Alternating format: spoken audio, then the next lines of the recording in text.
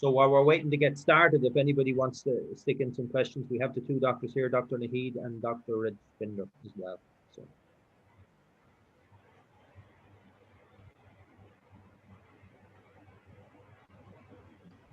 It's a great audience already. I think all the understanding is already there. Or maybe more question after listening to the lecture. Yeah, yeah. Great. Well, hope the Vata was clear. Was it the Vata last time? Yeah. Yeah. Vata was clear. So we are moving on to Pitta now, which is a lovely Pitta sunny day somewhere now. So it will make sense. Hopefully we get this sun longer and get to see some of the Pitta experiences in the body on the physical level. And people already probably making the changes in their diet already as per the warm day.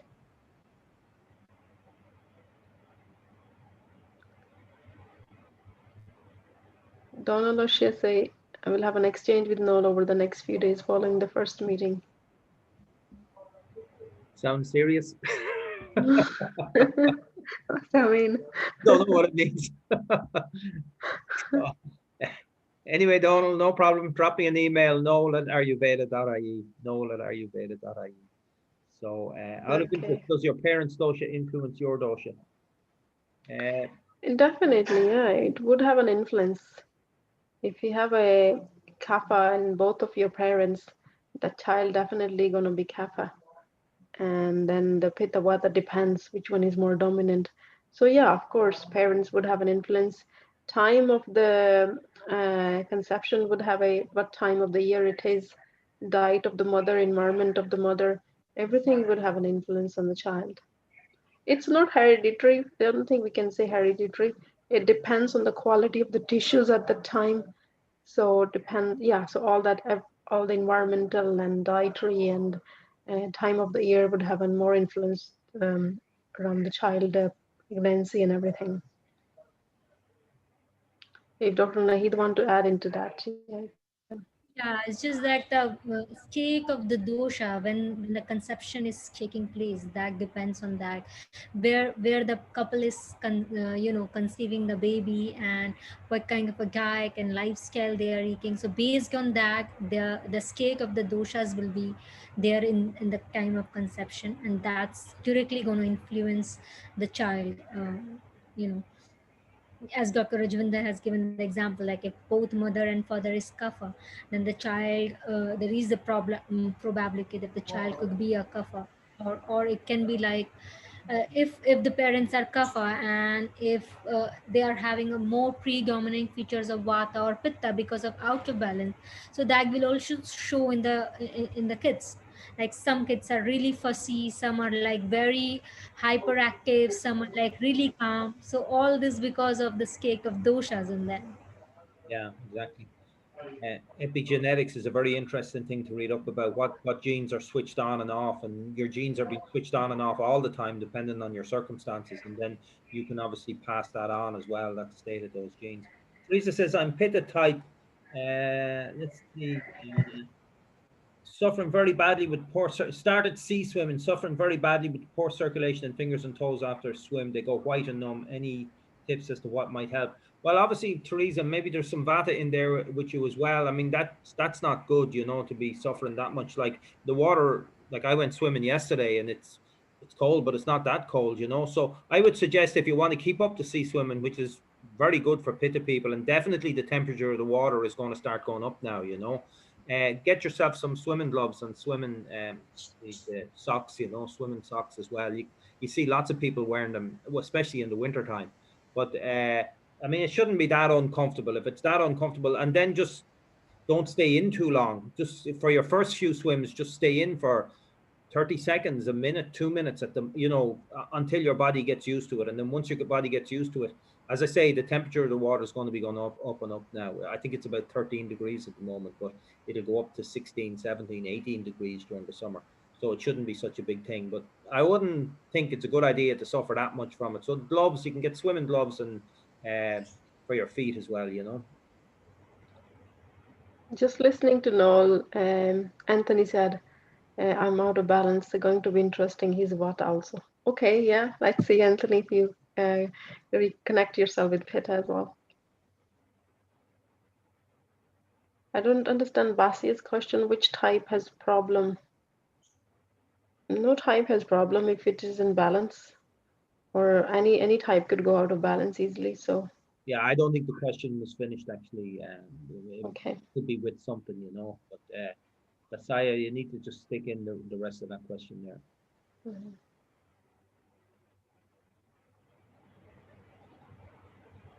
Okay. Okay, maybe we can start and we can take. Yeah, I think we can. Yeah. Yeah. Okay, so we'll start. I'll share the screen and we'll start with our lesson on Pitta, and then we can have a talk about it afterwards. So let's go here.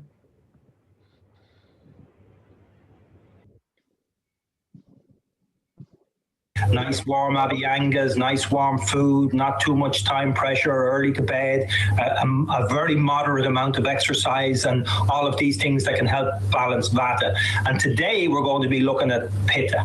Now, Pitta, as you know, or maybe you don't know, is made up of fire and water. So Pitta is the fiery dosha. And this is of particular interest to me because I have quite a lot of Pitta in me as well. And Pitta is a great dosha to have a lot of because it's got great organizing power, it's got great strength, it likes to understand things, but out of balance, it's not so good because then we become angry and impatient and compulsive and all these things.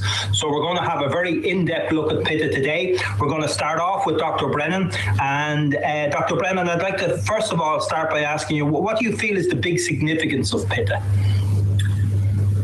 Pitta is very profound and very wonderful dosha, as you say, Noel.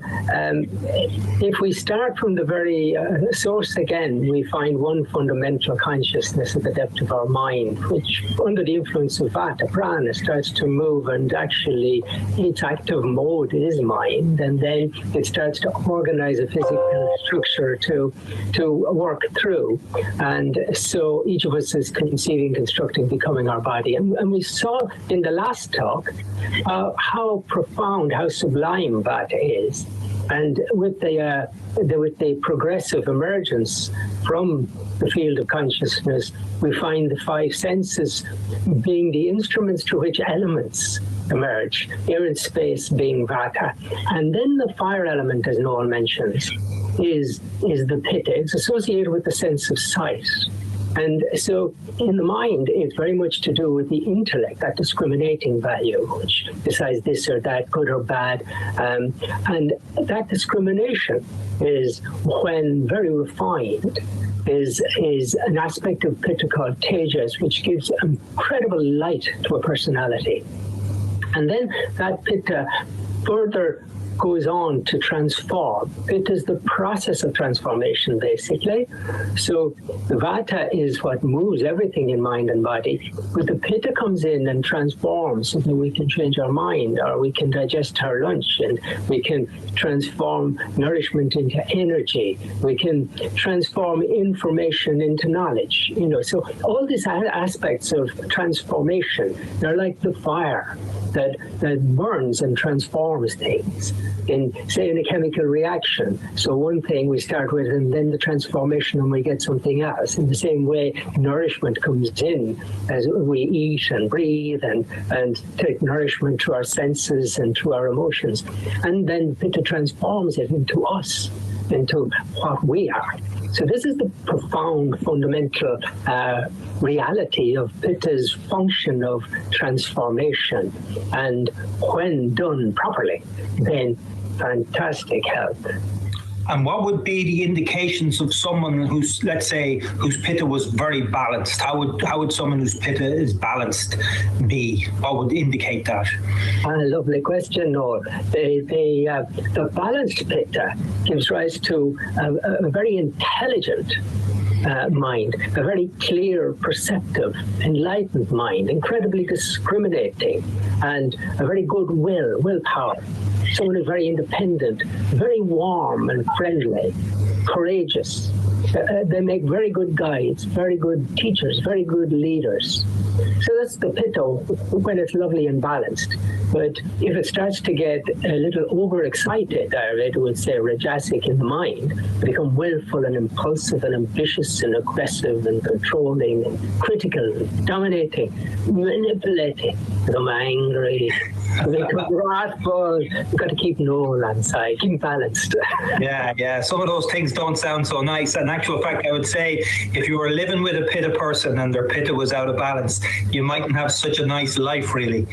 No, it gets worse. If the Pitta becomes tamasic, and this is just motivating you to keep your balance, the Pitta would become hateful, vile, vindictive, violent, destructive, psychopathic, criminal, drug dealer, underworld figure. Okay. So that's extreme imbalance. But still, I mean, then it would be very necessary for people to know how to balance the Pitta, or how to help balance the Pitta of someone that's in their life, And we're going to be talking about that a lot with Dr. Rajvinder a little bit later on. But some of you may be recognizing those qualities in yourself. Are you very impatient? Are you an impatient driver? Can you stand in a queue? Do you get angry very quickly? Are you very judgmental? All of those things will be a sign of a Pitta imbalance.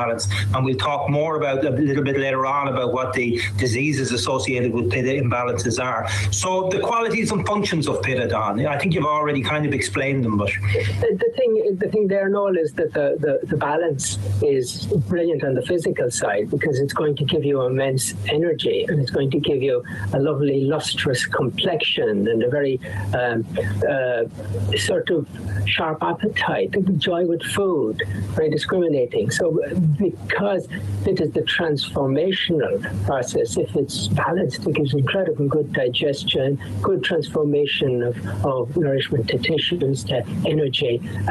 So it's fundamental for good health when balanced. So the balance and the imbalance will, of course, come back again to the qualities.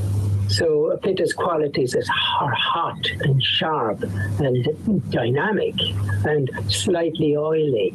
And so it's important that these qualities be balanced in life by the opposite qualities.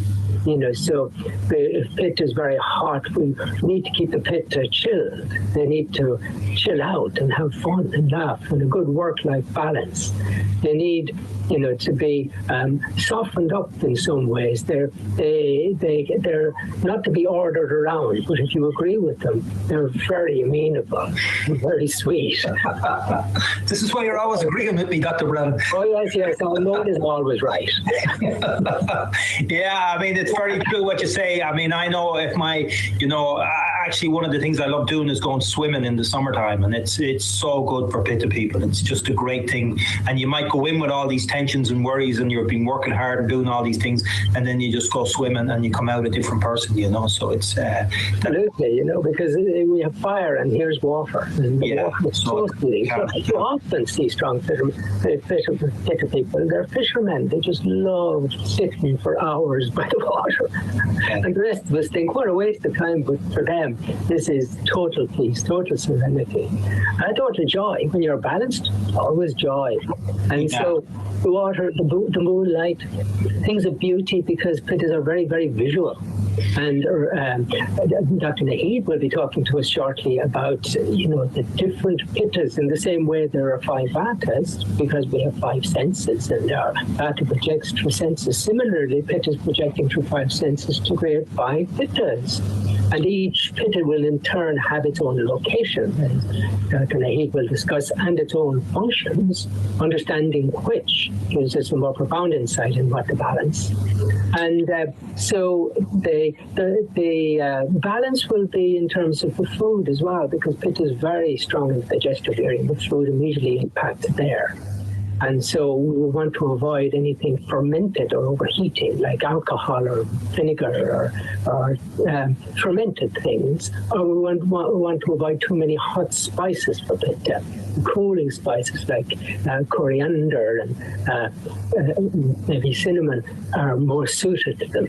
To a Pitta nature. Okay. So if you, how would you recognize, like everybody's going to have some Pitta in them, but obviously some people are going to be more predominant in it. It's like all the 3 doshas, you're not one or the other, you're all 3, but in different mixtures. So someone who's got a strong amount of Pitta, how would people recognize a person with, a lot of Pitta? And then I suppose more importantly, how would they recognize if that person's Pitta was imbalanced? Well, that Pitta person will come towards you with a confident in stride, he'll put the hand out for a strong handshake. You'll notice he has a ruddy complexion and a very sharp gaze in his eye. He's of moderate pace and moderate strength and stamina. So he's more like the middle distance runner, whereas Vata is more like the light and live sprinter. And so he's moderate size, moderate build, and he's got a warm nature, balanced. He's very cheerful and friendly. And then again, of course, if you are like relaxed and enjoying his company, it would indicate that he has a degree of balance. But if he's out of balance, you quickly spot the sharpness in the gaze of the eye being a bit too sharp, or he could get too much sharpness in his appetite and start to get a lot of heartburn or burning sensation or inflammation in his body. He could end up with something like gout is a very hot, inflamed condition. Ulcers, ulcerative colitis, hemorrhoids, very hot sort of conditions. Irritable, hot skin rashes would be Pitta. And so, again, the balance comes down to his experience of life as joy and well-being, and out of balance, very uncomfortable, burning sensations, sour taste in his mouth, things like that. No. Okay. So I think, Dr. Brennan, that's given us a great overview to start with our exploration of Pitta. So we know that Pitta now, hot people, maybe very intelligent, like to understand things, like to control things, very great when in balance. They drive things forward, they get things done. But out of balance, like all the doshas, we get a problem, and those problems can show up as anger and impatience and those things that Dr. Brennan mentioned. So now we're going to... Okay, everybody, so now we're going to discuss the locations and subdoshas of Pitta in the body. Dr. Brennan has given a great overview of the qualities of Pitta and what it does and what its functions are. But again, with all doshas, there are subdoshas, there are locations of these in the body. There's different problems if different Pittas go out of balance. So Dr. Naheed, can you enlighten us in relation to Pitta and where its location and function is in the body? Yeah, I would be delighted to do that. Just like I have discussed about the 5 subtypes of Vata dosha, similarly, Pitta has 5 subtypes. So the first one, which is located in our eyes and responsible for our vision, for our intellect, that one is called Alochak Pitta. And when we get exposed to too much of heat and maybe, smoking, because the hot fume is going inside our eyes. So what happens is that they go out of balance and we can have poor eyesight and recurrent eye infections. Maybe it can be conjunctivitis or any inflammation in your eyes. The second one, which is located in our heart, and which helps in the formation of ojas, and which is also helps to control our emotions, our whatever experience we have, the ability to express ourselves. It is called sadhu. So when we get a lot of stress or worry, a lot of emotional pressure, then they go out of balance. And then the people start suffering with, emotional baggages. They can't let go things. They are like angry. They are like irritable. And, it's become very difficult for them to express themselves. And the third one, which is located in our liver, in our spleen, and they help to impart or I can say, they help in the formation of our blood. So they are called Ranjak, and they are also responsible to impart colors in our skin, in our hair, and all the coloring things. So it's actually a dyer. So if we consume a lot of alcohol, or we take incompatible combinations of food very frequently, then our Ranjak Pitta goes out of balance. And they can lead to skin problems. They can be like, acne, or they can be like serious autoimmune skin diseases, or it can be like few people complain of premature graying of hair. So it's your Ranjak Pitta which is making your hair goes gray before it has to be. And there can be some bleeding disorders like you're not clotting as early as it should be, and there can be jaundice. So jaundice is a disease in which you keep storing your bilirubin. There is excess of bilirubin in your blood, and you become pale and yellowish. The fourth one, which is present in our entire gut, and this is the most important subdosha of Pitta, because Ayurveda considers that good digestion is the key to our good health. So it helps not only in digestion, but also in the transformation, whatever we eat. And one of the things which it does is it helps to separate the waste and the good essence of our food. That is called Pachak Pitta. So, in our courses, you must have heard quite good time that do not eat anything before your previous meal has been digested. If you do that, and if you keep doing that, then your Pachak Pitta goes out of balance, and you can have slow digestion, you can have hyperacidity, you can have, ulcer diseases like stomach ulcer or duodenum ulcer, or you can have stomatitis, like, the ulcers in your mouth. You can have loss of appetite as well. And the fifth one, which is present in our skin, and they are responsible for the temperature of our body. They are also responsible for our shapes and color. And they are also responsible to absorption, like we are applying cream, we are applying oil in our body, like in when doing abhyanga. So this is the Rajak Pitta. It's responsible to digest all those oil in our skin to provide nutrition to deeper inside the skin, in our tissues, in our bones. So they go out of balance when we eat, when we are having indigestion, we are still feeling heavy, we are having burps, and we still eat. We don't digest our food properly, and we keep having food.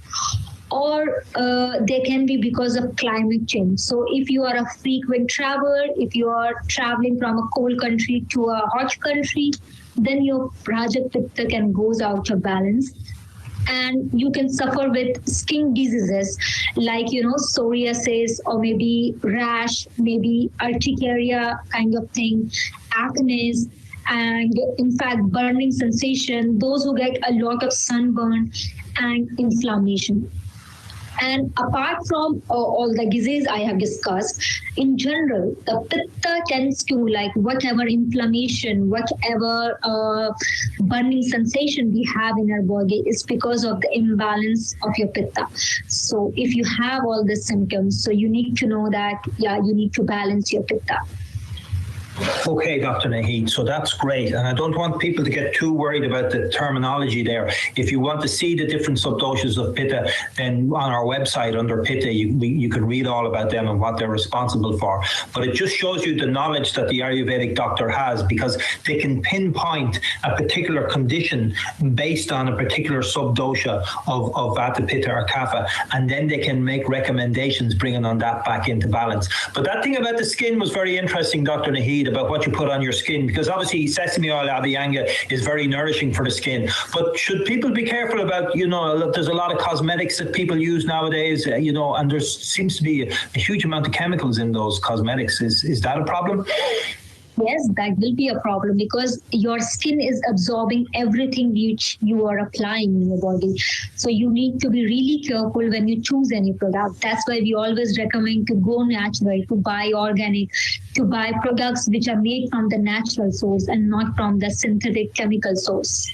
Yeah, that's interesting, because I travel a lot myself, and I always wonder about sun creams, because when you look at the bottle and you see what's in it, you're thinking, my God, what am I putting on myself here? And then I looked into natural sunscreens that are sunscreens that you could make. And there's a huge range of natural sunscreens that you can make for nourishing the skin as well. So you can avoid taking all those toxins in. And I did hear some statistic a while back about the amount of chemicals that leach into the body from Yeah, so Dr. Naheed, actually, I read some statistic a while back. I can't remember the exact figure, but an amazing amount of chemicals that get into the body through synthetic makeup and synthetic skincare products being put on, and being put on your skin. So I think people need to be very, very careful, because the skin does absorb things into the system, doesn't it?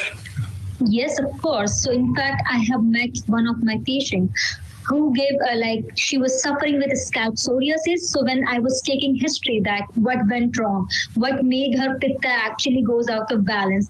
So the most significant thing I found that she dyed her hair for the first time, and just after a few weeks or maybe a month, she had started developing all those itching sensation and the rash kind of thing, and then it's been diagnosed with scalp psoriasis. So chemicals can be really harsh on us. Okay, so we need to be very careful, because the skin is a pitta organ. We need to be very careful about what we're taking into the system.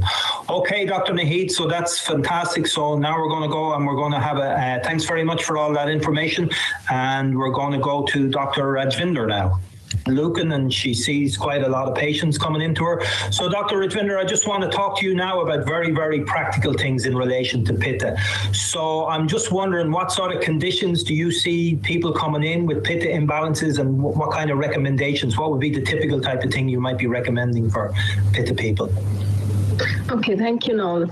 As Pitta is the element, fire element, dominancy of fire element in the body, and Pitta is responsible for the digestion. So anything that's kind of related to the digestive system problems, there is involvement of Pitta there. So the first thing that a Pitta person would experience if Pitta is out of balance is indigestion, heartburn, gastritis.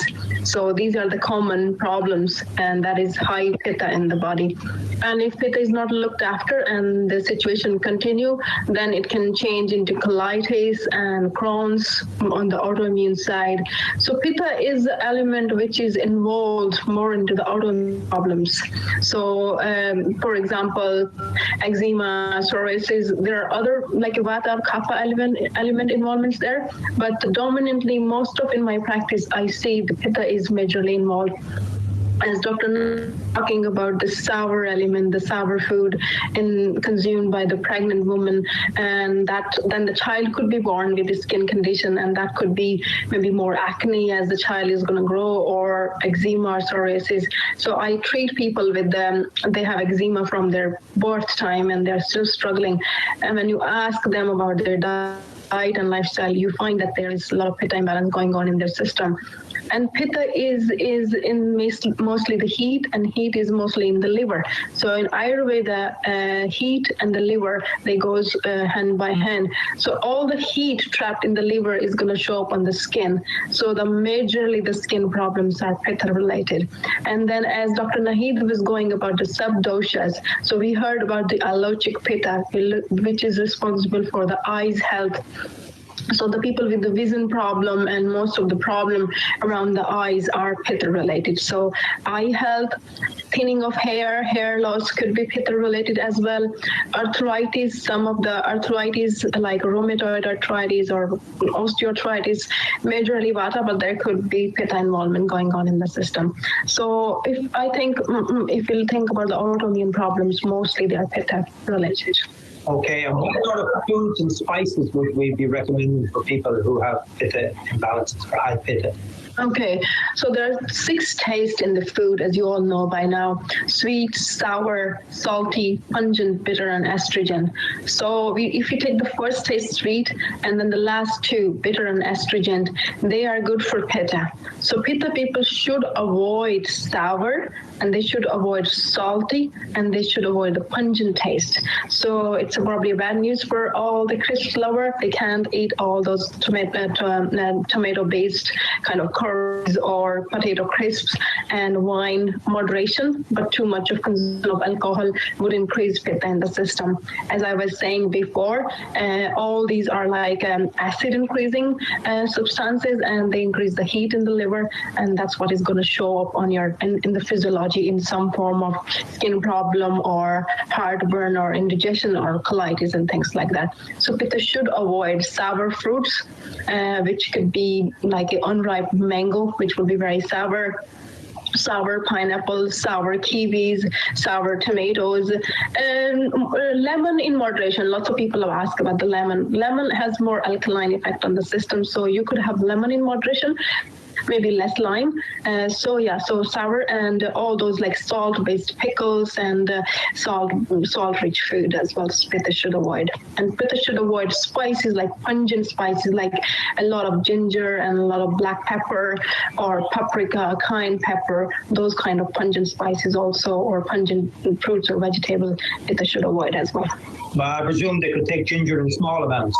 In small amount, ginger is a universal herb. Ginger has a lot of properties. Ginger is a natural antioxidant, natural anti-inflammatory, and ginger is anti-cancer. Lots of research around ginger, so ginger is known as a universal herb. But Pitta would take ginger in moderation, but it's not like they should avoid it. Mainly, they should avoid chilies, like a lot of red chilies or kind of chili-based kind of, because chili is a very kind of a fiery and very kind of a strong, pungent kind of spice which stimulate Pitta too much in the system. Yeah, actually, I know that from experience. I quite like spices in my food, but chili is one of the things I simply can't take. If in a meal, it's too hot for me. But things like ginger and turmeric and all of these I can handle. I presume then there'd be cooling spices as well that would be good for Pitta people. So maybe fennel and coriander.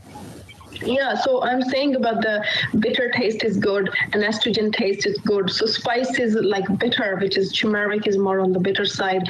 In moderation is very good for Pitta people. And estrogen like cumin, coriander, fennel. Fennel is wonderful cooling herb. Cardamom has a cooling effect on the body. Coriander has a cooling effect. So Pitta people can have a blend of a small amount of cumin and dominantly fennel and cardamom and turmeric and a little bit of ginger and black pepper. So these are the spices which could be more. And in the fresh herbs, fresh coriander, fresh mint, and peppermint, these are wonderful spices for Pitta. Rose petals, licorice root, these are good. Marshmallow root, we stock, not the marshmallow, but the marshmallow root in your drinks and all. These are wonderful for Pitta. And we do around the spices, there might be some new people here are hearing these spices first time. I think most of people now are very much familiar with the spices. We do a Pitta blend, so it's called Pitta Churna. So to start with, for the beginners, that's where you start from Pitta Churna. And for your drinks, we have Pitta tea, which is a lovely tea from fennel and cardamom and all those nice Pitta cooling spices. So those are worth considering for Pitta people. Yeah, if people don't want to get too involved in the spices and they just want to be able to buy something that's balancing for their Pitta, then those Pitta churnas and those Pitta teas exist. Coconut must be very good for Pitta people, I would imagine. Coconut is very cooling. And the fresh coconut, not the dry one, because when you dry the coconut, it's get heating then. So the fresh coconut water, coconut milk, it's wonderful. Or cooking with coconut oil, ghee as well. And the second, the coconut is great for Pitta people. So so there is a lot of Pitta options there.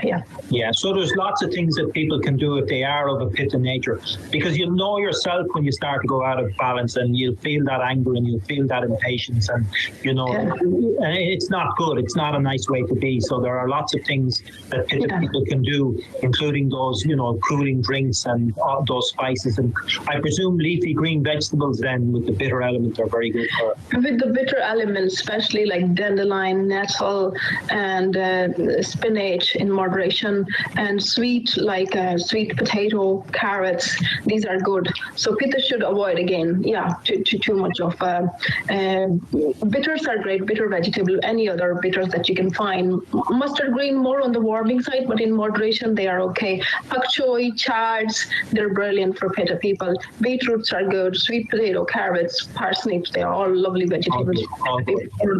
Or the courgette and any kind of that kind of green which has a lot of juice, which has a lot of liquid in them, because Pitta is the fire element, so Pitta need to be hydrated well as well. So juicy fruits and juicy vegetables they are good for Pitta. Okay, and I'm presuming that skipping meals is a really bad thing for Pitta people. Strong digestion they're gonna. The first thing when I consult to find out people's dosha, I ask them, do you feel hangry? And people laugh and say, yeah, that's me. So hangry is hungry and angry. So that's the thing the people cannot take. If they're hungry, don't go near them. They're really kind of cranky, and they could be very snappy and bitter as well. So if you have a Pitta friend or Pitta family member, if you see them, they're panicking, not panicking, they're cranky, just give them a little sweet or something to eat so they'll calm down a bit. And so Pitta really, for Pitta people to get to be friends with Pitta is like I do for Noel to make so that he's nice boss to me. I make him lovely lunches and he really likes whenever he comes. So yeah, so Pitta love their food. Their food is, but Pitta's weakness is the sweet tooth. They can get attached to the sweet taste but too much. That's where they should have sweet taste naturally occurring from the food, like rice or sweet fruits. That's where they satisfy their sweet tooth. Otherwise, they end up emptying the whole box of the chocolates or biscuits go. So if you're a Pitta member in the family, you know it well. Where is the chocolate gone? So yeah. Yeah, I can relate to that one, especially over Christmas. All right, yeah, it's the open box of chocolates, and then not that I do it too often, but then they're just all gone. You know. Yeah.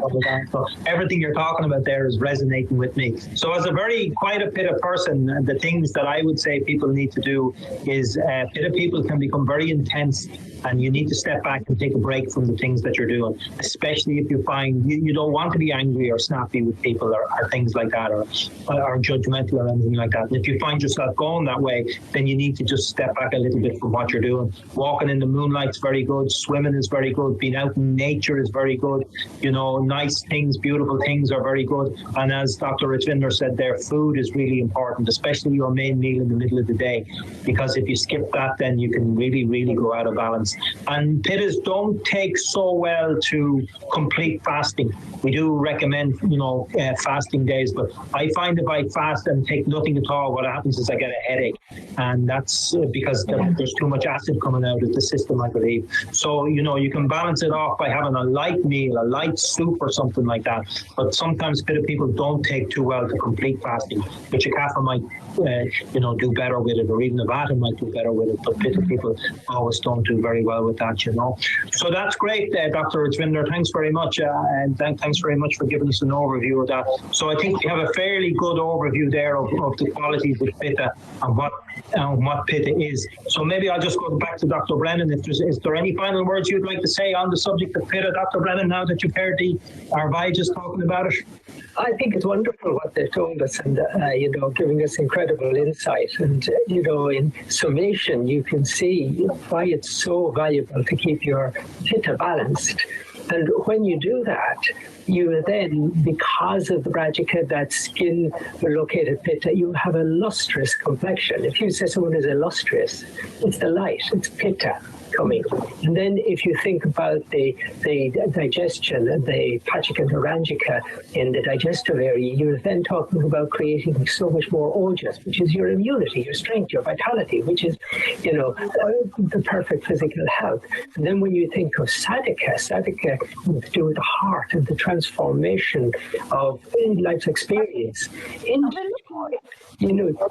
balancing Pitta gives you these profound aspects which bring you to a reality which is a far greater you. And ultimately you have a Lochika, which is to do with sight and insight. And that discriminating quality of Pitta, when Pitta is settled, the Vata is settled, it causes you to have immense insight. And that insight is what allows you to sort of be truly yourself, when that field of consciousness reverberates in a perfect balance, and you experience your potential. And this is what we ultimately all want from our balance. Okay, Dr. Brennan, that's fantastic. So before we finish our class, I want to share the screen with everybody, because again, I want to bring you to our website to show you where you can read up more about Pitta. So this is our website. It's just Ayurveda.ie. So everybody should be familiar with this website. And again, if you go over to Ayurveda here, this menu option, and come down here, you'll see a page about Pitta. So you can read up about Pitta there and what it's like in balance and what it's like. There's all the different subdoces of Pitta and what they cover and what happens when they go out of balance. You can see there demanding, perfectionist, workaholic, stomach acid, all those heating things, bloodshot eyes, poor vision, and then all the different things about things that balance your Pitta and things that imbalance your Pitta. So if you've recognized yourself as a strongly, predominantly Pitta person, there's lots and lots of things that you can start to do now to bring yourself back into balance. So we've done Vata, we've done Pitta, and now we have Kapha left to do. And Kapha will be the subject of our next lesson. And Kapha is earth and water, so a very heavy dosha, a very heavy element, and we're going to cover that in our next lesson. I'll put this up on YouTube for everybody to go back over so that they can review it, and now we're going to go over and we're going to do our Q&A session with our doctors. So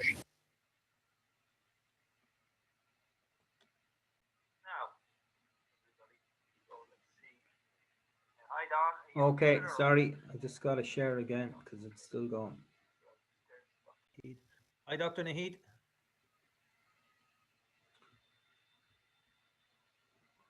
Okay, so it should be stopped. Okay, so I'll just unmute Dr. Naheed and Dr. Rajvinder. Hi. Hi, Dr. Naheed. Hi, Dr. Rajvinder. I'm not sure what happened. Yeah, hi, Dr. Raj. Oh, yeah. Yeah, hello. Yeah. Okay, so that's a very interesting talk there on the nature of Pitta. And, you know, maybe people are recognizing some of their own qualities in that. Like everybody will have a certain amount of Pitta in them. As I say, everybody has a certain amount of all of the doshas in them, but sometimes people will have a large amount of Pitta in them, and maybe you might know people just recognize that are Pitta. Now, Pitta, like all the doshas, it's not good or bad. It's none of those things. It's not good or bad to be Pitta. It's not good or bad to be Vata. In balance, they're all fine. It's a matter of balance and imbalance. And an out of balance Pitta, if the Pitta is out of balance, then that can definitely give rise to maybe somebody that you wouldn't want to be around too much, like a very angry person or a very judgmental person or snappy person or an impatient person. And, you know, so if you recognize those qualities in yourself, then, you know, if you can see those things happen with you, then there's a good chance you probably need to start taking a little look at your Pitta and how to bring it back into balance, you know. So there's some questions come in there, I think, doctors, if you want to have a go at them. Yeah. Somebody said dry eyes and itchiness in the eyes, age related or Pitta balance. 65. It sounds like a Pitta imbalance more than age related. It's with age you shouldn't have to have dry eyes and itchy eyes. No, it's probably just Pitta. Try to massage ghee if you're familiar with the ghee, the clarified butter. Just gently massage around the eyes and then wipe it off with a kind of a damp muslin cloth, like a lukewarm water. And hopefully that will help. Mostly it is very helpful and it is a great remedy.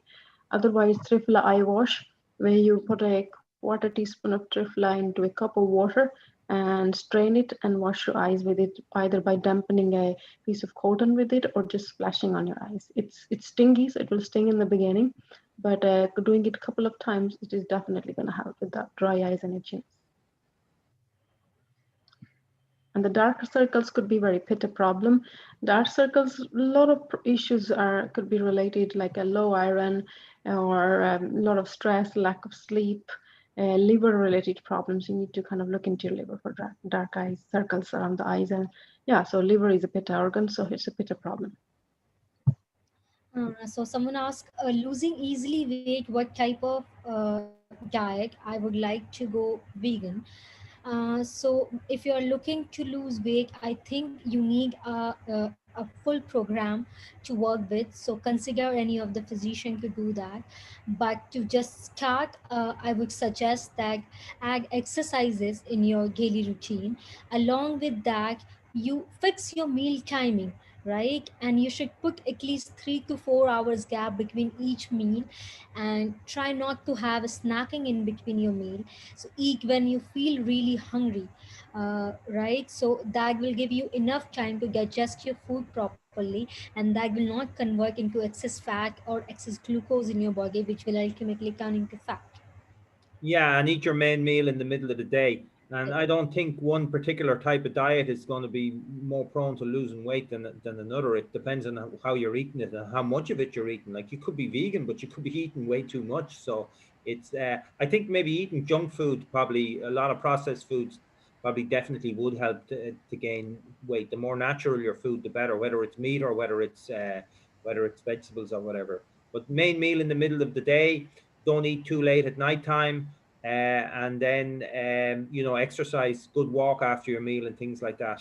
And we had a lot of people on the detox program lost incredible amounts of weight. I mean, I know I lost 3.5 kg in the space of a week, but some people lost even more than that. But so detox is something you might consider. We won't be doing another one until the autumn now, but it might be something you might consider in the autumn.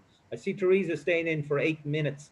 So Teresa, I think that might be a bit long to start with. I mean, I normally start back swimming in maybe late March, early April, and my first 5 swims, I'm in the water for about 30 seconds.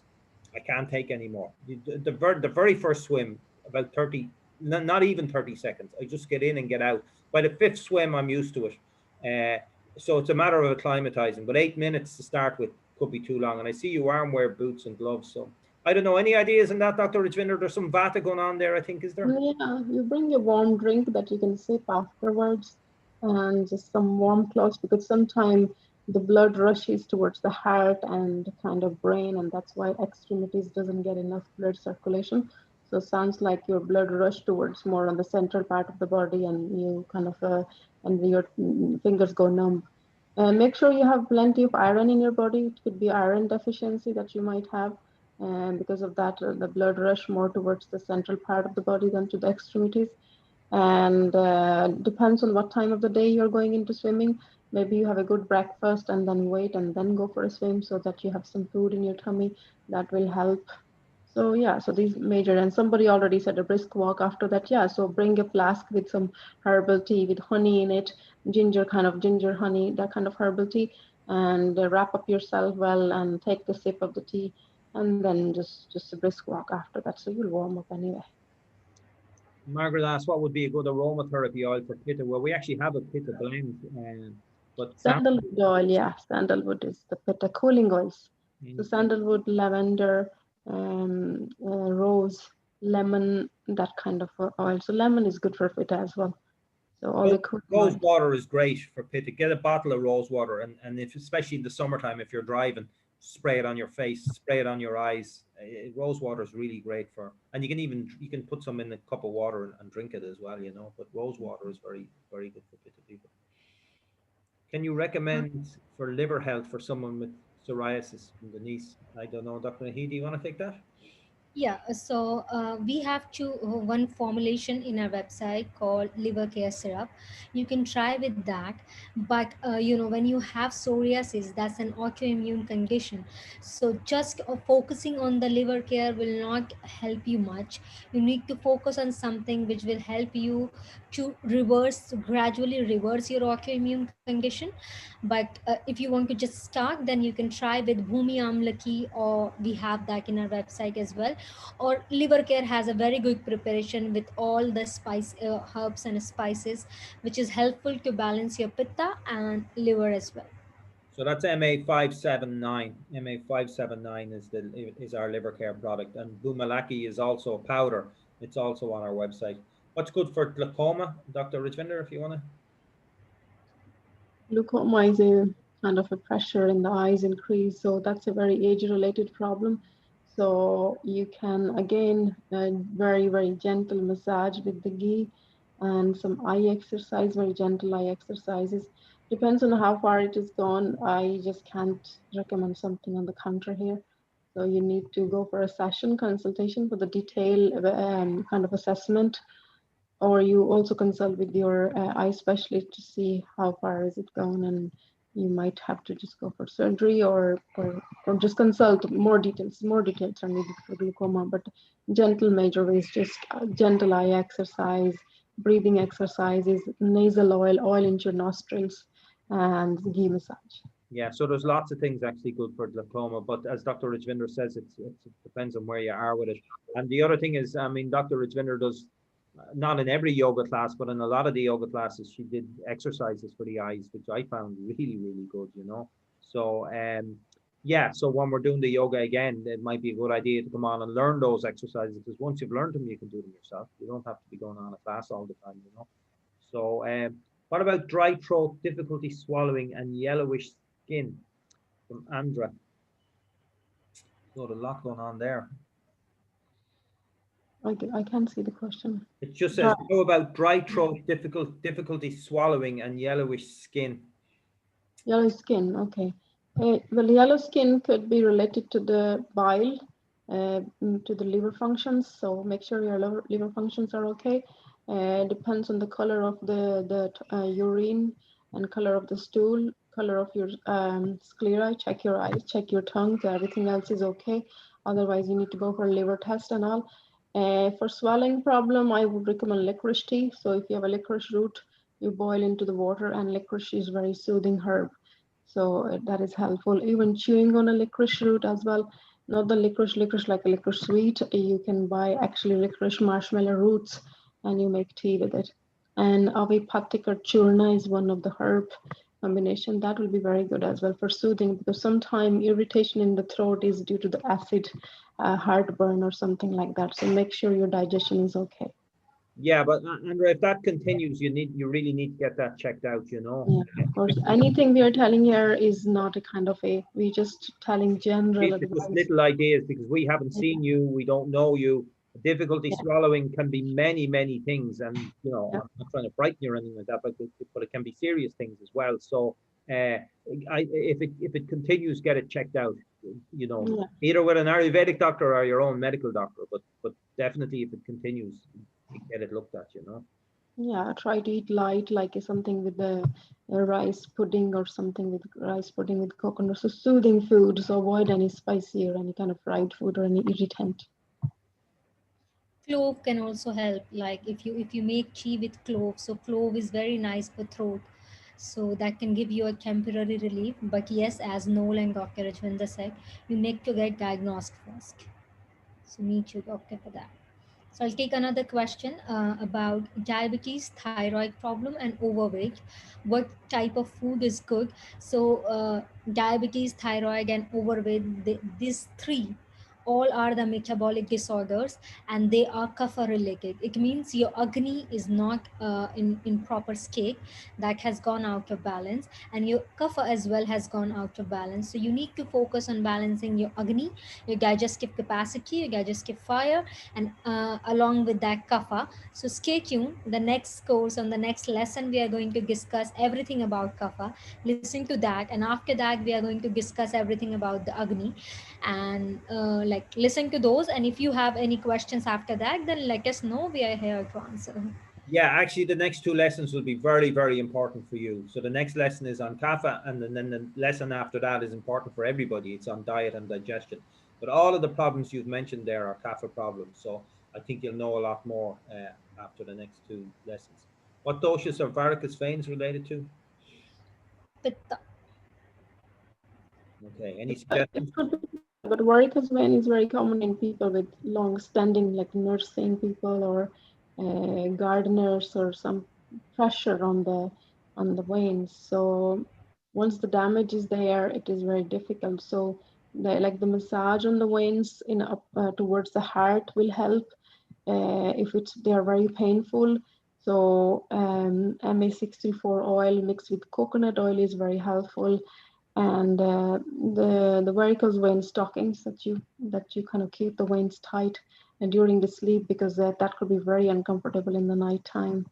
And so simple things, but regular massage on the veins, gentle coconut oil massage should be helpful. So depends on how far they are, what level the veins are. It's not a particular dosha imbalance, it's just more of a lifestyle thing. So it's just the pressure or high blood pressure, low blood pressure related, which could be a very inflammation, which is pitta related, or too much of movement, too much of vata as well. For polymyalgia rheumatica. One thing you can. Yeah, go on. Go ahead, Yeah, Dr. Nahid. go on, Dr. Nahid, if you're adding into the same. Yeah, yeah. So at the end of the day, when you come back from work or something, when you're going to sleep, you can do to drain your, because the bloods are clotting over there and there is swelling on the veins. So you can do drainage exercises like that. So suppose this is your feet, so you have to place them in support with the wall, so that all the venous drainage can happen properly, and that will help to reduce a little bit of swelling and pain as well. Try to keep your feet and legs like that for at least 10 minutes, so that will facilitate proper venous drainage of your Against the veins. gravity, yeah, your legs up against the gravity. And feet bath as well. Yeah. So for polymyalgia rheumatica, it's AMA. I don't know if you heard of AMA in the today's lesson, which is another term for toxins in Ayurveda.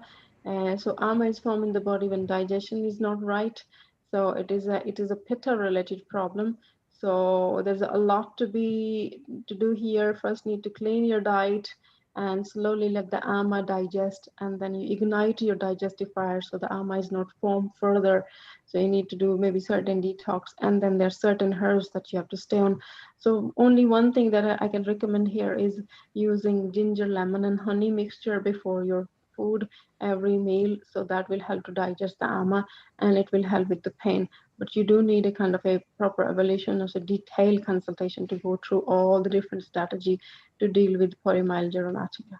So that's a pitta and a lot of ama. So we call it ama vata, which is ama involvement of pitta there, and vata involvement of vata as well. So it's a pitta vata condition. Okay, So and there's we're going to talk about ama a lot in the digestive. Ama is toxins. It's generally comes from improperly digested food, basically. That if your digestion isn't strong enough, it can come from bad food as well, but more really to do with the digestion not being very strong. So, and then it gets deposited all over the body, and it can cause all types of trouble. And there's a test you can do to see how much ama you have. Actually, just look at your tongue in the morning time.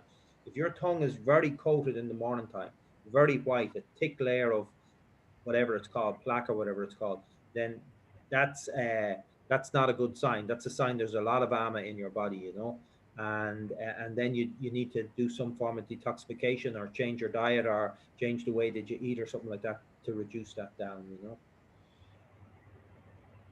There's well, I'm not sure we're going to be able to do much here. My brother has ulcerative colitis and is now also on kidney dialysis. God love him. He's only 55. I believe to be a pitta. You say that pitta should eat juicy foods, but he has been told that he should watch his food as the food he is eating is too much fluid and the dialysis has to be extended. He's already lost 4 stone and was not big. Is there any foods, herbs, etc. I can advise him to safely take that might help him? So I presume, I don't know, the ulcerative colitis and kidney dialysis as well. So Two things going on here. Ulcerative colitis is a very pitta kind of condition, and dialysis is probably the filtration rate of the kidneys gone down. So it depends, maybe because it's a colitis, which means in the past maybe the diet wasn't good and there was a burden on the kidneys. I don't know, it could be long-term medication, long-term antibiotics and all that has caused that much damage to the kidneys. So yeah, you're right. Too much of liquid, or there are certain food like too much of protein won't be good for his kidneys. So he can't do lentils and beans and things like that. So really very kind of steamed vegetables that he can eat safely. So for example, maybe a bit of broccoli and cauliflower, a bit of carrots, or mashed but sweet potato, baked sweet potato. So it has to be very, very simple diet, but you do go under someone's guidance, under a Ayurvedic doctor, if you want to go into depth for his diet and all, because it's a lot to be considered here. Depends on, for the colitis, what he's taking and what is the causing the damage to the kidney if he's on the dialysis. So it is really kind of a very complicated situation. So we can't just say it is pitta. It is a lot going on here. But for colitis, definitely you have to eat less acidic food, which is not causing the flare up in the colitis. So that's where you go careful with the pitta, which is hot and spicy and kind of acidic food. So there's a question about, I suffer from IBS and acid reflux. Does that mean my Vata and Pitta bore out of balance? So before the doshas, I say that considering only Vata and Pitta, I think your Agni is out of balance. So IBS is a situation where Agni becomes, your digestive fire becomes really low and very slow. So you need to work to, ignite and to kindle your digestive fire, and that will help to reduce your acid reflux and IBS as well. And they're very, very simple remedies, and we have a lot of herbs, very simple herbs. Some are formulation herb which can help you a lot with your IBS and acid reflux. But we need to know what body type you belong to, so I'm not advising any herb at the moment. I feel Yeah, simply lightheaded ginger, late. lemon, and honey will be helpful. Just try Yeah. ginger, lemon, and honey, and a bit of warm water, and just a gentle coriander, cumin, spices in your diet as well. So just simple measures. Avoid cold food, avoid salads if you have IBS and reflux going on. But they're very good herbs to help with the reflux and acid as well. Yeah, actually, I think again the talk on digestion, the talk after next. Yeah, I think that will help a lot of questions. Yeah. You know, if you want to be healthy, you have to have your digestive fire. You have to have that going well, and it's so easy to put it out of balance nowadays. And like, there's so many temptations. You know, eating between meals, drinking coffee between meals. You know, eating bad food, eating pre-cooked. You know, eating processed foods. All these sort of stuff. That, I mean, all the good stuff is there as well. You just have to look for it. But you know, it's in competition. The two things are in competition with one another. So you're always being dragged on from different directions. You want to do the right thing, but you end up doing the wrong thing. It's so easy to happen, you know. But then, unfortunately, there's a price to be paid for it, you know. So, but I think the digestion talk is going to be really, really good. There's someone feeling lightheaded lately, especially when they get out of bed and feel dizzy. Probably to do with blood pressure, but it suits Mita. Very Vata condition. Yeah, so you need to make sure you're eating your lunch on time because that could be low glucose, low kind of blood sugar during the day, and that's catching up when you wake up from the bed. Sometimes it's a positional dizziness, could be the position when person get up, lie down. So it's a positional dizziness, kind of movement dizziness is there, and so that's your nervous system. So neurotonics herbs are very good. I just give example. Nerve tonics like Brahmi, ashwagandha, Shankpushpi, these kind of tonics are very good for this condition. You might be deficient in the B12, you might be low on iron as well. So yeah, so consider these factors Vitamin as D well. as well. Yeah, vitamin D, B12, some of the common deficiencies might be there. You may not be sleeping very well. Your mind may be very active, so work on the mind as well if it's very active, too many thoughts. Okay, so look back on the Vata talk. You've been sent a link Yeah, to that. So look back on Vata. maybe take a multivitamin if you're not taking one already. Take a food state multivitamin. Most of the vitamins you buy in the shop are synthetic. They're made from petroleum. Okay, that might shock people, but that's the truth of the matter. Okay, they're made in chemical factories. Okay, so try get food state, meaning they're derived. It's not a brand. It means they're derived from actual foods rather than, you know, man-made synthetics from petroleum. I'd say about over 90% of the vitamins that you buy in health food shops, in chemist shops are synthetic. They're made from petrol. They're petroleum, and they mimic the natural thing, but there's a lot of evidence to say they don't mimic it very well. So try get food state. That's food state. That's not a brand. It's a technology. So try get food state vitamins and minerals if you can. But a good multi-mineral with vitamin D and B12 and all of that in it, and then maybe ashwagandha as well is a good thing to have. But look at the thing on Vata. It'll give you a lot of ideas, you know. There's someone that doesn't feel hungry, but they get shaky and cold if they don't eat, if their meals are too far apart, but the hunger isn't there. So I'd say there's a digestive imbalance going on in there somewhere, you know. And again, I think it's LAR. I think the you need to get that back into balance. And on the lesson after next, we go through an awful lot of how to get your digestive system back into balance, you know. Actually, it's not the lesson after next. The lesson after next is the rhythm of the day, but that would be important as well. And then it's the lesson after that that's on digestion, you know. You retrain your system because if you are feeling like that, you are right, you're strong pitta, but it's your habits that your habit has suppressed your appetite. You need to start eating small meals and bring your digestive fire back. So the simple thing, the ginger relish, I'm talking again and again about ginger, lemon, and honey. before your meals. Very helpful. Ginger is a great tool, great kind of little herbs to stimulate the digestive fire, to digest the toxins, armor from the body.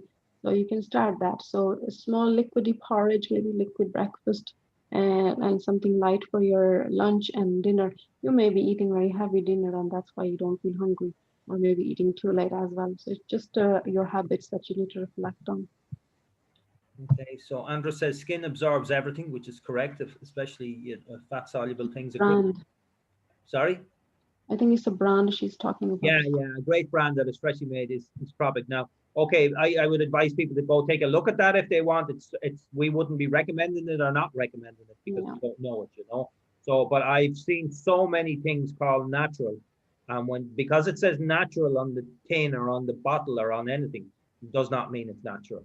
And I've seen, but I'm not saying that about that. I don't know is the answer, but it's not something it's not something we're recommending. I know people are putting it in the chat or whatever, but that doesn't mean that we're recommending it at all. But if you want to take a look at it, by all means, take a look at it. So where can I purchase food safe vitamins? No. Well, we sell Cytoplan is the one that we do. There's a multivitamin called 50 Plus is a food safe. There are other ones as well, but just ask in your local health food store. But say you want them to be food safe, which means they're derived from foods. And the one we sell is called Cytoplan, and it's a very, very good brand. And it's under vitamins and minerals on our shop. But you can get them in health food shops as well. Any decent health food shop will have food safe vitamins. Or should have anyway. How to control acid reflux? You already answered that. E. Braden is saying that can you live a normal life, like a healthy eating and moderate with Ayurveda? Ayurveda doesn't mean very strict life. Of course, you can live. Maybe Noel is the best one to answer this. Oh, you can not only live a normal life, you can live a brilliant life. You can live a great life. That's the whole purpose of it. It's not about a strict set of rules and stuff like that. It's guidelines. It's guidelines that keep you healthy and happy. But like all rules, they're meant to be broken, So I drink coffee. I have a cream bun. I drink beer, I don't smoke, okay? But, I do these things. I absolutely enjoy my life. I'm down in Sligo at the moment. I spent the day walking from Boyle to Castle Baldwin along the historical Miners Way. And it's just absolutely I'm vegetarian. I don't drink or eat meat or anything, but nothing to do with being there's no restriction. There is nothing. That's a misconception. But being unhealthy, where's the happiness in that? Being sick and unhealthy and lethargic and no joy and feeling old when you're in your 50s or 60s or 70s, there's that's not what life is about. We're food. If you have imbalance going on, something is going on like a rheumatoid arthritis or some other autoimmune things and stuff like that. To restore the balance, you have to go strict for the beginning. But once you find the right balance, right diet, everything in moderation is okay. So you can live your life back. So it's just about the balance, bringing the balance back. And so that's what you're talking about. Then you need to be a bit strict to help your body to be happy. Then you can enjoy it better if you don't have any physical symptoms or anything going on. Of course, then you enjoy your life. So all of this knowledge, like I was treating a woman today, and she has some condition, and she was saying she has done all sorts. She's very Vata, and so there's a big Vata imbalance going on. So she said all her life she was doing everything wrong, and that's why today she has this big Vata issue. She said she wished she had known about Ayurveda before. So this is what Ayurveda is. It's a prevention model. It's giving you education how to stay in harmony with your body type, how not overdo things like Vata. If they do over exercise, they are running marathons, they are athletes and all that, later on there are consequences to this kind of lifestyle. So if you have to be athlete as a Vata, then you follow the Vata routine, Vata lifestyle, where you rest on time, you eat on time, you massage, you meditate. So you have this knowledge and you keep your Vata under control. So whenever you get a little break, you kind of totally rejuvenate yourself. So it depends on the profession. The profession can cause a lot of damage in people's mental health and physical and all of that. So this is what knowledge of Ayurveda is. Now they're talking to teach yoga in schools. I'm so happy about it that the children are going to hear about philosophy of yoga, and hopefully slowly there might be some feeding of Ayurveda as well. well, so that you understand life is not about pushing yourself, achievement and all. It's also bliss and self-care and everything. So if we have this knowledge from an early life or whatever age stage of our life, we get the knowledge, it enhances the life, it enhances the quality of the life. So this is what Ayurveda is all about. So it's Yeah, incredible. I wouldn't consider it to be, there's nothing about no caffeine, no alcohol. Like, it's not saying that. It's different for different people. But the great thing about it is if you do, I mean, everybody needs a social life as well. There's a value to going out and meeting friends, and in Ireland that means going to the pub. But you don't have to drink 10 pints of Guinness. You can You enjoy one and enjoy it sensibly. Yeah. enjoy one or two, and so it's not, definitely, I don't consider it to be strict at all. What, it's more, there's unhappy, health brings happiness, and being unhealthy brings unhappiness. Actually, when you're unhealthy, that's all you think about. That's all that's you're focused in on is The aim of Ayurveda is to protect the health of a healthy person and to kind of prevent, or you can say to restore the balance in the sick person, you can say. So it is to protect the health of a healthy person. That's what is the main focus of Ayurveda is, and that doesn't mean you just understand. So I think that's enough said on that question. yeah. Okay, so Someone says a question about sesame oil. A massage with it, is it good oil to ingest orally? I don't think I'd be. You could cook with it, but I don't think I'd be drinking for it. cooking with sesame oil is fine, absolutely. Sesame is a very great source of calcium. So there's a food grade that you use for cooking, and there's a massage one that you do for massage, like tahini and all that is a great source of sesame. Tahini is, if you like tahini in moderation, is good. So yeah, you can cook with it. I say some of the Chinese people cook with sesame, and the South Indian people cook with sesame. Yeah, Yeah, it's a but I won't warming oil. It's a warming oil, so not a great oil for pitta. YouTube clip on Abhyanga. Not sure. Yeah, I'm sure there are YouTube clips on Abhyanga. I think Maharishi Ayurveda has one.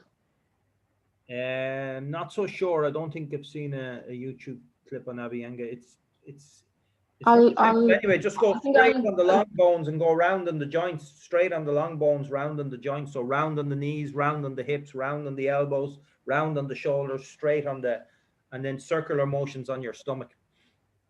So long strokes on the muscles, circles on the joints, and clockwise on your tummy. So there's a question about what about bloating, what can be done. Bloating is a Vata condition, so you need to focus on balancing more Vata. Try to eat your main meal in the middle of the day. Try to avoid having water at least half an hour before and 1 hour after having food. And when you have water, try to have warm or hot water, and avoid snacking in between your meal, and try to make a list of the foods what you eat in a day, and try to observe that what foods are making you feel more bloated. So try to eat them less or less frequently. Otherwise, you can, like Dr. Rajvinder is suggesting for ginger relish, you can use them. And you can also try with caraway seeds. So you just boil them in a water, in a 2 cups water, with half a teaspoon of caraway seeds. You just strain them, you store it in a flask, and you keep sipping them in between. So that will help you to cut down your bloating, and make sure that you pass your stool clearly and every day. That will also reduce bloating.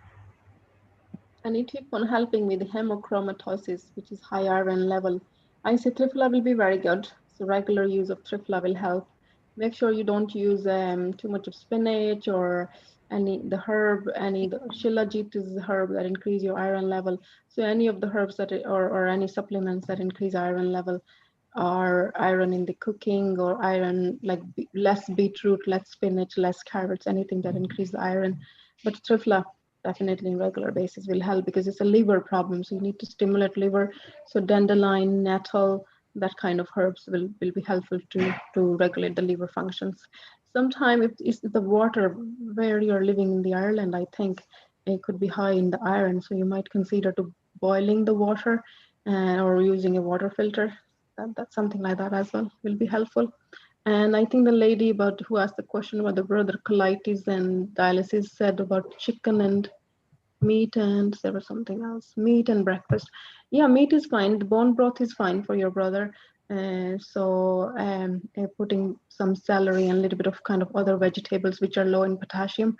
And what for breakfast? A stewed apple, probably stewed fruit. Consider a stewed peach or something, stewed fruit for him.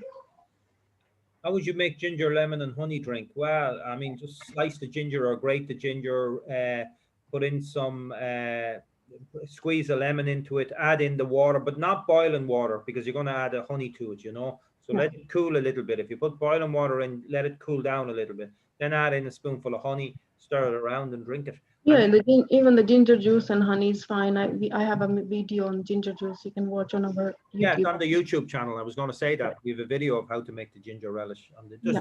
there's tons of videos on the YouTube channel on how to make ghee, how to, you know, on digestion, on lots of things. So you can go and look at there. There isn't a clip on Abhyanga, which I see is the next question for, but I think we answered that already. But yeah, but it's very easy to do anyway. Can an underactive thyroid be reversed? Yes, that can be reversed based on what stage are you in and what medication you take. Recently heard from a patient, all of her readings came to normal. So she's taking Sargon. Yeah. So if you are in the initial stage, or maybe, there are conditions and situations, and that get reversed with little bit of effort, some pranayama, right? And That can. here in this kind of, when you say you can be reversed, then you have to be a little bit strict. Then you have to be a little bit more careful until you restore the balance. Yeah, the more ingrained the disorder is, the harder it is to root it out, the longer it will take to root it out. And people need to call, you know, the Ayurvedic doctors will say this. I mean, it's great, you can have the remedies to offer people, but you need people to cooperate with you. Yeah, you have to be careful eating pizzas and all that with the underactive matters, cheese and pizza and wine and all that. So then, yeah, sorry, have to be asked you to stop that for a while. So you need to, you know, if you want to address something that's serious, you know, in that case you may have to be strict, but it's serious for a reason, you know. So it's gonna. Okay, Okay. Panchakarma available at the moment. Francis, there's a centre in Skelmersdale. Look up the Maharishi Ayurveda Health Centre, and I think they are open. There's none in Ireland. We don't have a place in Ireland for doing We Panchakarma. don't have residential treatments. But, We hope to have. We hope to have. hopefully, I think Noel is in Sligo. He's gonna find out the premises. If he find out, then we might run a week of treatments there in autumn or something like that. Yeah, We're no, it'd be thinking nice about to, it'd be nice to find a place, a really nice place he's to looking for one. do some treatments. Possibly not full Panchakarma because there's an awful Yeah, not full punch. but you know, Abhyangas and Shiradaras and good food and nice walks and all that sort of stuff. Maybe even as a post-COVID treatment for a lot of people who are recovering from COVID, you know. Okay. No, sorry, off topic. Will TM be offered again soon? For example, TM checking or getting back into a TM group.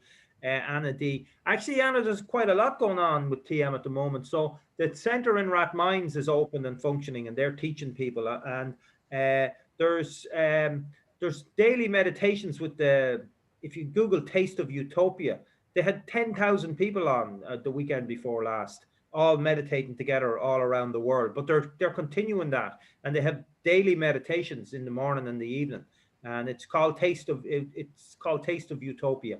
So if you Google that, or David Lynch Foundation, you can get some information on it. You know, I'm not sure who your teacher is, Anna. Maybe it's me. I don't know. But you could also contact your teacher and see when they're back doing things. You know, because a lot of the teachers are going back to doing things. But I'm not sure who your teacher is, Anna. So it could be me. I'm not too sure what the D stands for. I would like to thank you so much for everything. Being chronically ill for 14 years, but I think there is light going forward with Ayurveda. Okay, Anthony, yeah, there's always light. That's great. I brought honey for the Ayurveda Center with the discount voucher from Noel. The honey is very, very, very nice. I'm pleased with it. Thank you, Noel and team of doctors. Actually, honey is revered in Ayurveda, absolutely revered. And as equally as it's revered for its properties, it's also, if it's heated above a certain temperature, it's also said to be toxic. And they go on, the ancient texts go on as much about the toxic nature of heated honey as they do about the qualities of well-processed honey. So I found out about a honey producer in Spain that someone told me they had a really, really good quality honey. So I went to Asturias in Spain, and I found this very small producer who has hives up in the mountains. And she took me to the hives where they were, and they were in these really pristine areas. And she knew about Ayurveda. She knew about not heating the honey when extracting it.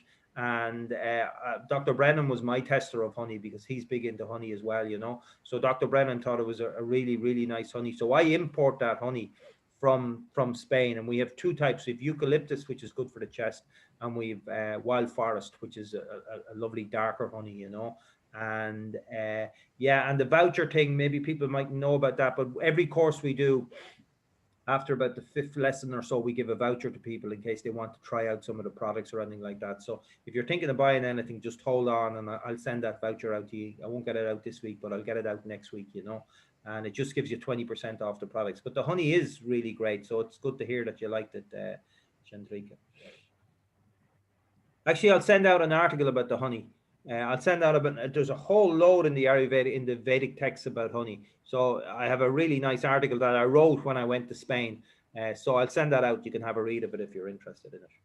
But if you're not, get good cold pressed organic honey. It doesn't have to be from us. There's lots of other good local suppliers, and the more local it is, the better. But cold pressed organic honey, if you can get it, you know. Do we have tongue scraper on our website? Yes. Yeah. We've a stainless steel one, and then for the wealthy peasant people out there, we've a silver plated tongue scraper. So we have them all. But you don't have to be that wealthy. It's only €15, but we have a stainless steel one for €6. If you want to find anything on our website, stick it in the search bar on the homepage. That's the easiest way. Like, we've hundreds of products, you know, because the doctors are prescribing different herbs for different conditions. So it's hard to find things on our website. We have them categorized, but the easiest way to find something is stick it into the search bar on the home page. And then whatever that comes up on the website, it'll show you where it is. And tongue scrapers, even if you just put the word tongue in, it'll find the tongue scrapers there. Yeah. Sorry, Raj. Just the one question. I think there's the last question. Anna is saying she's Vata, and when she eats, she doesn't feel full, and after a couple of hours, she feels very full. I think, Anna, you're eating way too fast. Vata people tend to eat fast or talking too much, or your mind is somewhere else when you're eating. So practice bit kind of mindful eating, where you sit with your food and chew it, and don't watch TV, don't talk, and take time to finish your meal. So that should get better. Otherwise, has some ginger and lemon with it. Use black salt in your cooking. Black salt is great for the fullness. And yeah, then there are more herbs if this problem doesn't go, if you feel very heavy and all. But I think it's just could be the way you're eating. So it's not only what you're eating, it's when you're eating, how you're eating, where you're eating, everything matters. So just more good relationship with the food will help. So Kathleen says, Sister Kathleen, at the old convent convenes courses, etc., where it's residential with Mullaghmore Pier, and they will allow you to have main meals provided. This is County Sligo. Okay, I know Mullaghmore. I think I know the old convent as well. There, it's kind of in the middle of the town. It's a big old building. Yeah, might be worth taking a look at. All right. There's another one. There's a TM course going to be on in Ards in Donegal in July. And Declan Dever, a colleague of mine, is running that, and it's meant to be really nice. It's on the beach as well, but yeah, something like that might be nice, might be good, worth taking a look at. I have dry hands. I apply Aveeno cream, but please advise which is the best oil to apply. Melt some ghee. Gemini, I presume that you know about the ghee. Melt some ghee. Try to apply them warm, because dryness is because of Vata imbalance. So the warm ghee will help you to moisturize it properly. And besides honey, besides ghee, you can also try with sesame oil or Vata massage oil, because Vata massage oil has Vata balancing herbs in that. So that can help you to reduce your dryness. And try to have ghee in your diet, like to add them. Maybe you can cook your vegetable or your curries in ghee, or maybe you just simply sprinkle on your rice or chapatis. So you need to lubricate from inside and outside as well. So Anna D got back and said, you were my teacher 6 years ago, but I was abroad for 5 years so recently. So D probably stands for Davis, I'm guessing. Maybe I might be wrong. Maybe I've taught some other Annas as well. But yeah, well, Anna, yeah, should give me a shout. Send me an email, noel@ayurveda.ie, and we can organize to do a checking of your meditation. Right. 2 teaspoons of caraway seed to boil in water for bloating. Dr. Nahid, how many teaspoons Yeah, half recommend? teaspoon I said in a cup of water, in a 1 or 2 cup of water. Yeah, half teaspoon. Oh, you already said that. Sorry. Okay, is there any other question? Anna says, great memory, thank you. So there you are, that's Ayurveda at work. Yeah, my fingers for both hands are darkened compared to your hands. I think that's, yeah, I'm a Vata Pitta imbalance as well. Nabanita Das. I say you apply, rub a little bit of lemon peel. When you squeeze the lemon and lemon is left, rub that on your fingers if they are unnecessarily darkened. That could be, I don't know what was your profession, what you have worked in your life or what you're working at. Sometime it could be that. And if the dark skin could be, the skin is a reflection of the liver. If you're very concerned and it is getting darkened, if it's not naturally like that, then you just consider stimulating your liver, which could be taking some dandelion tea or nettle soup, things like that. I say the lemon will help, rubbing the lemon if it's just a pigmentation happening on the fingers. So that's a pitta condition if the fingers are going dark. Maybe you're drinking too much of tea or coffee, so cut back on the tea, coffee. Okay, so I think we're getting to the end here. Donald O'Shea says, many thanks for a most informative and interesting class. Much appreciated. Great, Donald. I'm glad you enjoyed it. Actually, the knowledge that comes out in these classes is like, we've been doing this for over a year now, and we must have, we've been doing it twice a week. So we must have over 100 Q&As. We must gather them all together and put them into a big movie or a book or something like that. Because I'd say every topic that anybody could suffer from or whatever must be covered in it. Actually, that might be a good idea. If anybody's out there is really good, I have them all saved, you know. If we've any, I'm not really that good on the, well, I'm good on technical stuff, but I'm not really that good on splicing videos and cutting them together and doing all the indexing and all that stuff. So if anybody's out there that's a whiz on using that sort of software, send me an email, because actually we've over, if twice a week for a year, we've over 100 Q&A sessions. Now, mainly the questions are repeated, but like, that's an awful lot of information that's in there, you know. So maybe we will put them together at one stage and make them available for people.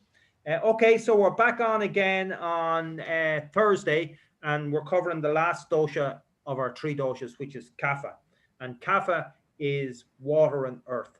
So you just have to think about the qualities of water and earth. Well, anybody that ever, we used to go caravanning when I was a kid, in the days before luxury caravan, and you'd be sent out with a canteen to get the water from a tap, you know.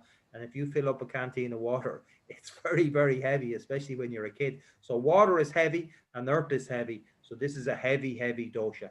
And how that heaviness shows up or manifests itself, and how it can manifest itself in problems as well. I mean, it's a great dosha to be. Kapha people are very loving, they're very stable, they're very grounded, they're very healthy. They have the least amount of problems associated with Kapha, but out of balance, too much heaviness is not good either, you know. So what we will do is we'll discuss all of that on this Thursday night, you know. Okay, everybody, thanks a million, Dr. Nahid, for coming on. Great to see you back. And thank you, Dr. Rajvinder, for coming on as well. Yeah, I'm sure Sonia is very happy to see Dr. Nahid. She was asking about We're all very happy to see Dr. Nahid. Dr. Nahid is back in India at the moment, so we're waiting for her to come back to Ireland. I was about to travel this month, but because of the mandatory hotel quarantine, I am not able to come back. Yeah. Well, it'll change. It'll change. Yeah. Okay, so that's great. Thank you, Nahid, for Chris. Okay, everybody, namaste. Thank you very much for coming on. I see Agatha there is doing namaste as well. So Agatha, thank you. And it's great to see everybody. We had 156 people on. This will be our last course until after the summer. I will make some recordings available for people, and we will have a celebration on the 21st of June as well. And we will have 1 or 2 other things during the summer, but it'll be the last 6 lesson course that we run until the autumn, because summertime is holiday time. So we got to go out there and enjoy. Will there be cake? There will. I'm going to eat cake online. I'm going to eat it live for everybody. You can. Yeah, I'll describe the taste in it in perfection, so you can all enjoy. Karen and Billy, I see they're there as well. So we'll be calling on you for a song as well. And okay, everybody. Thank you. Good night. Take care. Have a good night's sleep. Talk to you soon. Bye bye. Bye bye, everybody. Bye-bye.